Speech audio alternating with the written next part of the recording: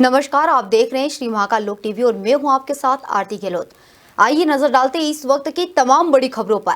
Budget में बिहार के लिए विशेष पैकेज पर बिहार के सीएम नीतीश कुमार ने कहा है कि हम बिहार को विशेष दर्जा दिलाने के लिए लगातार बोलते रहे। हमने कहा था कि विशेष राज्य का दर्जा दीजिए या विशेष मदद दीजिए जिससे राज्य आगे बढ़ सके। केंद्र से अगर अतिरिक्त मदद मिलेगी तो फायदा मिलेगा। सब जगह कितना आंदोलन, पटना, दिल्ली, कहाँ नहीं कितना हुआ है सब आप जानते हैं। और हम लोग कर रहे थे, लोग जितना काम करवाए उसको देखने के लिए आए, सहमत नहीं कराया। 14 के बाद तो लोग फिर अलग हट गए, तो नहीं कराया कितने भी कोशिश किए तो। लेकिन हम इसके लिए लगातार बोलते रहे और इन लोगों को भी हमने कहा। तो अब एक बात हो रहा था, विशेष राज्य का दर्जा पहले से खत्म हो गया है। हम लोगों ने एक कह दिया कि विशेष राज्य का दर्जा दीजिए या विशेष अधिकार के लिए मदद दीजिए, यहाँ के लिए जो जरूरत है बिहार के लिए, क्योंकि बिहार को भी आगे बढ़ना है। तो बहुत कुछ किया है, आप जानते हैं कैसे बुरा हाल था पहले बिहार। जब हम लोग 5 से शुरू किए हैं, नवंबर 5 में, तो जो इतना काम करते हुए अब जहाँ देखिए ना कितना जगह पर जाने का रास्ता बना है, कितना ज्यादा स्कूल बना है, कितना एक एक नए चीजों का निर्माण हुआ है। अब पटना का ही देखिए ना, शाम के बाद कोई बाहर निकलने के लिए जाता था तो सर आज जो घोषणा हुआ उससे आप खुश हैं ना? सुनिए ना, सब कुछ किया गया। तो हम लोगों ने शुरू से कह दिया था ये या बिहार को विशेष तौर पर मदद करिए इसके लिए। अब उसी में उन लोगों ने कई चीजों का मदद करने का घोषणा कर दिया है। तो आप उससे क्या हम संतुष्ट लोग हैं? कहना था कि भाई असल चीज है कि हम लोगों को जो हम लोग इतना काम कर रहे हैं, तो उसमें अगर केंद्र से बहुत सारे चीजों में और ज्यादा अतिरिक्त मदद मिलेगा तो फायदा होगा। ये तो हो ही रहा है, इससे बिना मतलब का लोग सर एक चीज बताइए, विशेष राज्य का दर्जा जो मांग रहे राज्य का दर्जा का मांग अब खत्म होगा या आगे कंटिन्यू करेगा? नहीं, हम लोग विशेष राज्य का दर्जा जी कह रहे थे। और अगर विशेष राज्य का दर्जा बहुत लोगों का था कि पहले से बंद कर दिया गया है इसलिए, तो उसके चलते एक सहायता के लिए बिहार के विकास के लिए मदद होना चाहिए। मदद होना चाहिए बिहार को जी। तो वो तो करना शुरू कर। सब जगह कितना आंदोलन, पटना, दिल्ली, कहाँ नहीं कितना हुआ है सब आप जानते हैं। और हम लोग कर रहे थे, लोग जितना काम करवाए उसको देखने के लिए आए, सहमत नहीं कराया। 14 के बाद तो लोग फिर अलग हट गए, तो नहीं कराया कितने भी कोशिश किए तो। लेकिन हम इसके लिए लगातार बोलते रहे और इन लोगों को भी हमने कहा। तो अब एक बात हो रहा था, विशेष राज्य का दर्जा पहले से खत्म हो गया है। हम लोगों ने एक कह दिया कि विशेष राज्य का दर्जा दीजिए या विशेष अधिकार के लिए मदद दीजिए, यहाँ के लिए जो जरूरत है बिहार के लिए, क्योंकि बिहार को भी आगे बढ़ना है। तो बहुत कुछ किया है, आप जानते हैं कैसे। केंद्रीय मंत्री चिराग पासवान ने कहा, जो कह रहे हैं कि बिहार को विशेष राज्य दर्जा नहीं मिला, ये वही विपक्ष के लोग हैं जिनकी सरकार में, यूपीए की सरकार में, नीति आयोग में इस तरह के प्रावधान किए गए थे, जिसके बाद किसी भी राज्य को विशेष राज्य का दर्जा मिलना लगभग नामुमकिन हो गया था। इस बजट में बिहार प्रथम, बिहारी प्रथम को धरातल पर उतारने का प्रावधान किया गया है। यह समावेशी बजट है। मैं मानता हूं कि विकसित भारत के लिए निर्माण के लिए यह बजट बहुत सहायक सिद्ध होगा। तो लोग इस बात का हो हल्ला मचाते हैं कि बिहार को विशेष राज्य का दर्जा नहीं मिला, विशेष राज्य का दर्जा नहीं मिला। ये वही विपक्ष के लोग हैं जिनके पास ये जानकारी का अभाव है कि इन्हीं की सरकार में, यूपीए की सरकार में, मनमोहन सिंह जी के दौरान ही नीति आयोग में इस तरीके के प्रावधान किए गए थे, जिसके बाद किसी भी राज्य को विशेष राज्य का दर्जा मिलना लगभग नामुमकिन के करीब हो गया था। बहरहाल हम लोग की मांग रही थी कि जब तक विशेष राज्य के दर्जे का दर्जा हम लोग को नहीं मिलता, स्पेशल पैकेजेस हम लोग को दिए जाएं।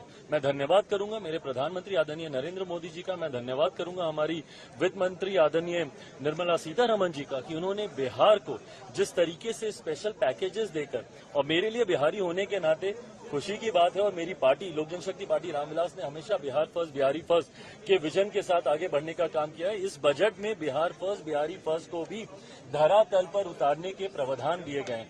जहां एक तरफ इंफ्रास्ट्रक्चर इसमें मजबूती देने का काम किया गया है, वहां पे ब्रिजेस बना के, वहां पे क्या कहते हैं मेडिकल कॉलेजेस की बात हो, वहाँ पे एयरपोर्ट्स की बात हो, तो जहाँ एक तरफ बिहार के इंफ्रास्ट्रक्चर को मजबूत किया गया है, वहीं वहाँ की अर्थव्यवस्था को मजबूत देने के लिए वहाँ पे अलग अलग राज्यों में गया हो, राजगीर हो, अलग अलग राज्यों में जिस तरीके से टूरिज्म को भी वहाँ पे बढ़ावा देने के लिए प्रावधान किए गए हैं, जिस तरीके से बाढ़ की एक बहुत बड़ी समस्या जिससे हम लोग हमेशा दशकों से हम लोग परेशान रहे हैं, उसके भी समाधान का जिक्र इस बजट में किया गया है। तो मैं मानता हूं बिहारियों के लिए ये बहुत खुशी की बात है और पूरी बिहार की जनता प्रधानमंत्री जी का धन्यवाद करेगी। बट ओवरऑल भी अगर इस बजट को देखा जाए तो पूरी तरीके से समावेशी बजट है।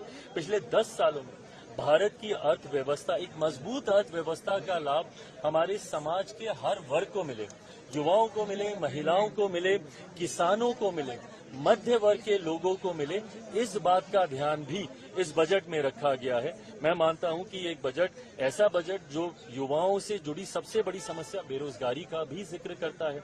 एमएसएमई सेक्टर को जिस तरीके से मजबूती देने की बात की गई है, इसमें एमएसएमई सेक्टर एक रीढ़ की हड्डी है हमारे देश की अर्थव्यवस्था को लेकर। तो मैं मानता हूं कि विकसित भारत के निर्माण में ये एक मजबूत नींव की तरह इस बजट को देखा जा सकता है। तो लोग केंद्रीय बजट 2024 पर कांग्रेस के राष्ट्रीय अध्यक्ष मल्लिकार्जुन खड़गे ने मीडिया के सवालों पर कहा कि यह बजट बहुत निराशाजनक बजट है। आपने सिंहासन को बचाने के लिए यह बजट लाया गया है। किसानों के लिए हमारी एमएसपी को लेकर अपेक्षा थी, वो इसमें नहीं है। रेल को लेकर जितनी दुर्घटनाएं हो रही है, रेलवे बजट भी काफी कमजोर बनाया गया है। हिमाचल प्रदेश, उत्तराखंड, उत्तर प्रदेश, बिहार, कर्नाटक, केरल में बाढ़ की स्थिति है, उसे लेकर भी कोई ठोस कदम नहीं उठाए गए हैं। ये बजट देखने के बाद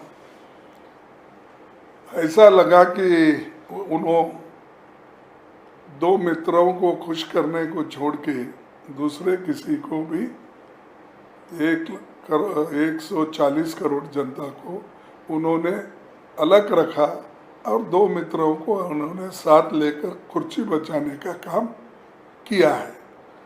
तो कुल मिलाकर ये बजट किसके लिए है अब बाद में मालूम होगा, क्योंकि एक तो हमने बोला कि दो लोगों के खुशी के लिए ज़्यादा है, और वो उनकी हमेशा क्या है, प्रॉमिसेस तो बहुत है उनके, लेकिन काम कुछ नहीं होता। एक आप ऐसा, एक तो इनके 10 साल के बजट में हमको बताइए कि जैसा मनरेगा जैसा प्रोग्राम हमने किया, फूड सिक्योरिटी का हमने प्रोग्राम किया, हेल्थ मिशन का काम हमने किया, और राइट टू एजुकेशन का काम हमने किया।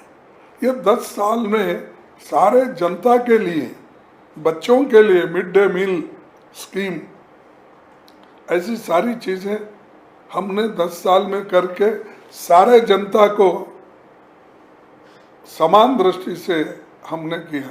आप ऐसा बताओ, आप किसको लास्ट टाइम इन्होंने करोड़ों मकान बनाने का आश्वासन दिया, आवास बना, उसमें अभी भी 50% भी नहीं हुआ, और आगे अब बनाने का आश्वासन तो दिए हैं, तो जब छत मिलेगा तभी लोग याद करेंगे उनको। अब फिलहाल तो वो शायद, मैं तो समझूंगा कि वो जो भाषण करते हैं, और मोदी जी पहले की गारंटी तो कुछ नहीं दिए, तो अब इसमें अपनी गारंटी की बात नहीं की है उन्होंने। इलेक्शन में के पहले किए गारंटीज की बात, अब इस बजट में तो उनकी गारंटियाँ दिख रही नहीं, सब छुप गई।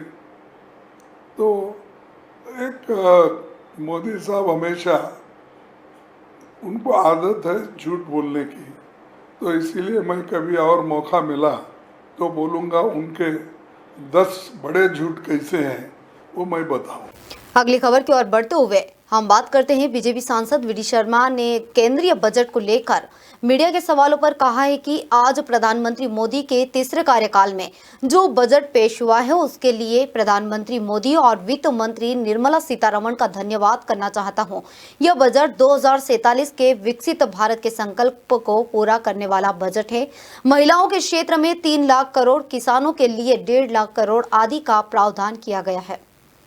आज देश की संसद में प्रधानमंत्री नरेंद्र मोदी जी के तीसरे कार्यकाल में आज जो बजट प्रस्तुत हुआ है हमारी वित्त मंत्री आदरणीय निर्मला सीतारमण जी ने, मैं सबसे पहले तो माननीय प्रधानमंत्री जी का धन्यवाद करता हूं, माननीय वित्त मंत्री जी का धन्यवाद करता हूं कि आज का बजट ये 2047 के विकसित भारत के संकल्प को पूरा करने का खाका तैयार करने वाला बजट है।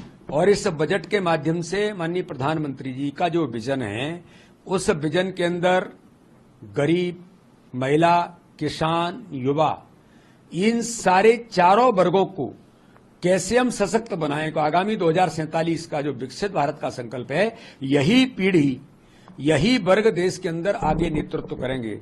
इसलिए माननीय प्रधानमंत्री जी ने इस बजट के माध्यम से युवाओं को 2 लाख करोड़ का प्रावधान करना और जिसके माध्यम से 4 करोड़ 10 लाख नए रोजगार के सृजन 5 वर्षों का संकल्प, और वो नौजवान जो नया जॉब प्राप्त करेंगे उन्हें ईपीएफओ के अंदर जब वो रजिस्टर्ड होंगे तो उन्हें 15,000 रुपए का प्रोत्साहन देना, ये साबित करता है कि माननीय प्रधानमंत्री जी का संकल्प नौजवानों को अवसर देना जो 2047 का नेतृत्व करेंगे, यही ये साबित करता है कि ये विकसित भारत के संकल्प को पूरा करने का बजट है। हमारी महिलाओं के क्षेत्र में 3 लाख करोड़ का प्रावधान माननीय प्रधानमंत्री जी ने इस बजट के माध्यम से किया है। किसानों के लिए 1.5 लाख करोड़ का प्रावधान किया है और नेचुरल फार्मिंग के लिए 1 करोड़ परिवार जिन्हें अलग से प्रावधान करके कृषि के क्षेत्र में नेचुरल फार्मिंग से जोड़ने का काम होगा। ये साबित करता है कि देश,